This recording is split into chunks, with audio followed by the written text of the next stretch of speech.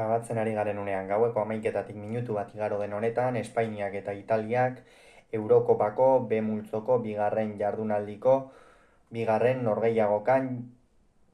den analisia egingo dugu. Kasu honetan garaipena Espainiarentzat izan da, bat eta hutseko emaitzarekin, Kalafiorik 55. minutuan bere atean sartutako gol baten ostean.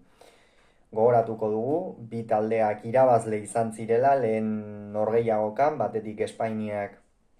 Kroazia garaitzea lortu zuen 3-0 emaitzarekin, Italiari gehiago kostatu zitzaion, baina 2-1 irabazi zion Albaniari eta honen bestez puntutan berdinduta iritsi dira bigarren norgehiagoka honetara. Hamaikakoak errepasatuko ditugu. Luis de la Fuente Espainiako hautatzaileak honako 11 honen alde egin du. Unai Simon izan da atepean, lauko lerroa atzealdean, Carvajal eskuinegaletik, Kukurela ezkerregaletik, Lenormand eta Laporta atzealdearen erdialdean, Rodri aritu da euskarri moduan, zelai erdian apur bat aurreratuago Pedri eta Fabian, eta goian eskuinaldetik Lamine Yamal, ezkerraldetik Nico Williams eta goian golaren arduradun Álvaro Morata izan da. Italia ere 4-3-3ko sistemarekin atera da, Spalletti hautatzaileak honako 11 honen alde egin du apustu, Donnarumma izan da atepean, Di Marco ezkerregaletik lauko lerroan, Di Lorenzo eskuinegaletik, Calafori eta Bastoni atzealdearen erdialdean, Jorginho izan da euskarri moduan, apur bat aurreratuago zelai erdian Varela eta Fratesi, eta goian Pellegrini ezkerraldetik, Chiesa eskuinaldetik eta Xamaka erdian. Norgehiagoka hasieratik ikusi dugu nola Espainia oso sartuta. Italiari apena sustentzion jokatzen, baloia atzetikan ateratzen zuten gainera Espainiarrek, Italia nahiko lotuta ikusi dugu lehendabiziko minutu horietan, gainera Espainiak ohikoa den moduan bere hegalak oso ongi bilatu ditu, Lamine Yamal eta Nico Williamsen abiadura baliatuz, eta horrekin benetan fin ibili da. Eta gero pixkanaka Espainiaren nagusitasuna igotzen joan dela, esan dezakegu, ez? Lehen zatian aukera batzuk izan dituzte, baina Italiak ez du aukera bakar bat ere izan. Lehen zatia askoz ere psikologikoagoa, entrenatzaileentzat zailagoa izan dela esango dugu bigarren zatia baino, lehen zati horretan batez ere bi taldeek sekulako intentsitatearekin jokatu dute, baina zailena esango nuke epailearentzat izan dela.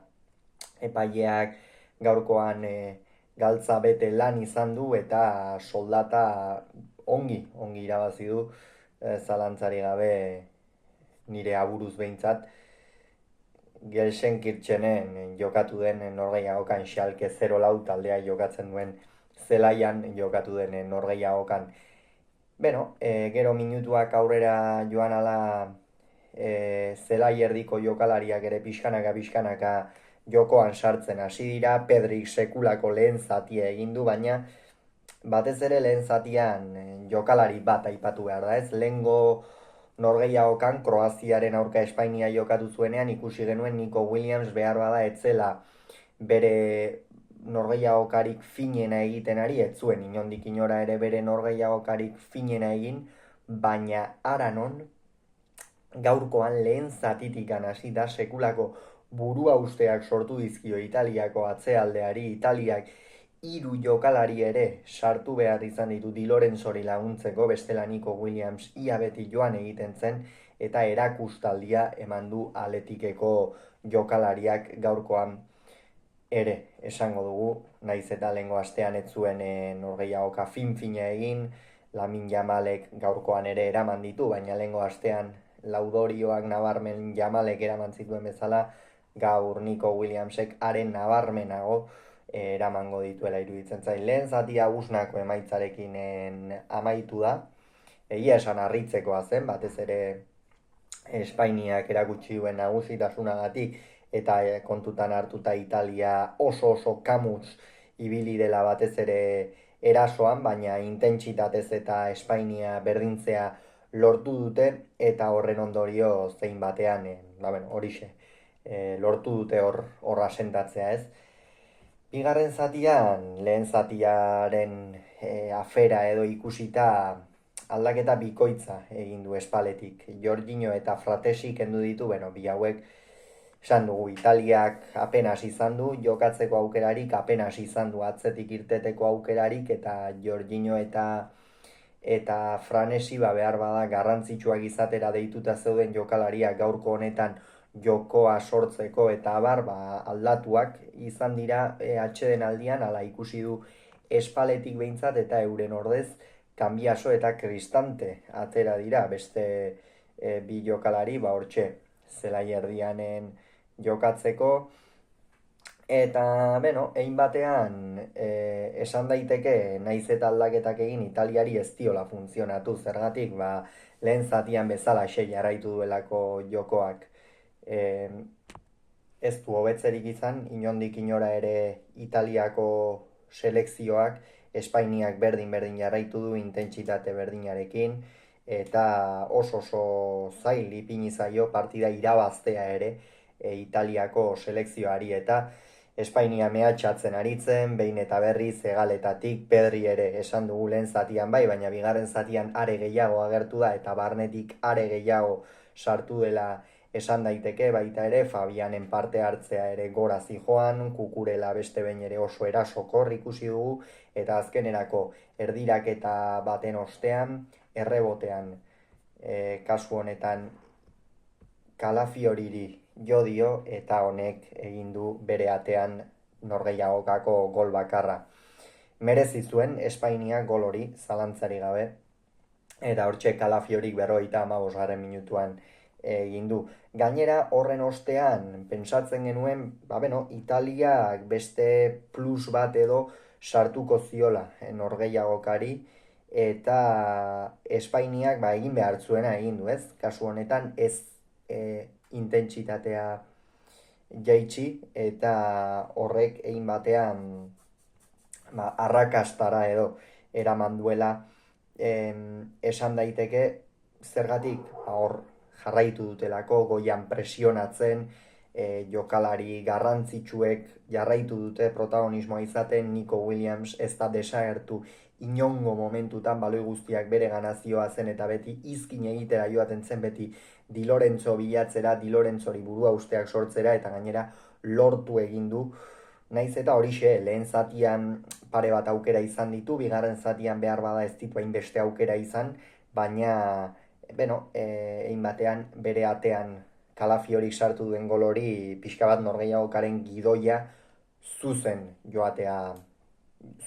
izatea izan da, ez? Eta 74. minutuan aldaketa bikoitza egin du Italiako selekzioak, kasu honetan Chiesa eta Eskamaka kendu ditu. Eskamaka saiatu da, askotan gainera bera bakarrik joaten zen abentura, baina Espainia oso sendo ikusi du gaurkoan defensan Laporte eta Lenormanekin, gainera Rodri ere ongi jaisten zen, horrez gain Pedrik eta Fabianek asko lagundu dute, hor, eta Chiesa eta Eskamaka iaia aukerari gabe ikusi ditu, ez dute aukerarik izan, ez dute hiru zutoinen artetik jaurtitzerik izan ere, eta euren ordez Retegi eta Zakani atera dira, hauek ere, atera dire minutuetan arrakasta gutxirekin esan dugu, Espainiak iaia ez diolako jokatzen utzi, eta hor 70. minutuan haze aukera izan duen Nico Williamsek, esan dugu norgehiagokako jokalaririk onena izan da, eta naiz eta ez duen golik sartu, jaurtiketa hau sartu izan balu, estadioa erori beharrean zen. Nola sartu den areara, zen olako abiadurarekin, nola egin dionizkin berriro ere Di Lorenzori, eta jaurtiketa langara joan da, atea dardarka geratu da hortxe, eta benetan sekulako aukera izan du. Hortikan aurrera, esan daiteke, 71. minutuan, jada Luis de la Fuentek atxeden eman die, bi jokalari oso garrantzitsuri, batetik Pedrik esan dugu sekulako norgehiagoka egin du, egin batean esan daiteke jada Bartzelonan orain 2 urte ikusten genuen Pedri hori oraindik ere uneko egunean ez dela itzuli, lehen askoz ere parte hartzaileagoa zen, oraindik ere pixka bat falta zaio, baina gaurkoan benetan sekulako norgehiagoka egin du bigarren lerro horretatik oso ongi iristen, horrez gain lehengoan ere ikusi genuen presioan hor nahiko aurrean ipintzen duela Luis de la Fuentek, eta hori oso inteligentea da, Pedrik baloia hartzen duenean min egiteko aukera handiak dituelako, baina gaurkoan horrez gain bigarren lerro horretan aurrelariei laguntzen eta oso ongi ikusi dugu apur bat Fabianek eta Rodrik beste rol bat hartu duten bitartean atzeraxeago, behar bada Italiaren kontraerasoak eta geratzeko Pedrik aurrerako bidea egin du eta iaia batzuetan arrakasta izan du. Eta Lamine Yamalen inguruan zer esan, 16 urte besterik ez ditu gazteak, eta, hortxe, zer esango dugu, erakustaldia eman du beste behin ere Lamine Yamalek, sekulako jokalaria da, aukera garbi bat ere izan du. Gaurkoan nik uste gainera Italiak bereziki Lamine Yamal kontrolatua eduki nahi izan duela, ez ditu behar bada beste norgehiagoka batzuetan bezain besteko zuloak eta bilatu, baina hala ere arean sartu denean sekulako arriskuarekin sartu da, aukera bat ere izan du iaia zutoina limurtzen joan dena, eta benetan sekulako jokalaria da gaurkoan ere sekulako norgehiagoka egin du, eta merezitako atxedena eman dio de la Fuentek. Eta Baena eta Ferran atera dira, jada Baena eta Ferran atera direnean Espainiak beste autu bat egin du, Italiak beste martxa bat sartu diolako noski, baloia eman dio Italiari, atzean sendo aritzeko autua egin du, eta Italiak lehen da biziko aldiz, eta 20 minututan, besterik ez du izan, baloia pixka bat Espainiaren zelaia mugitu eta arriskua sortzeko aukera, eta apur bat Baena eta Ferran une horretan atera dira.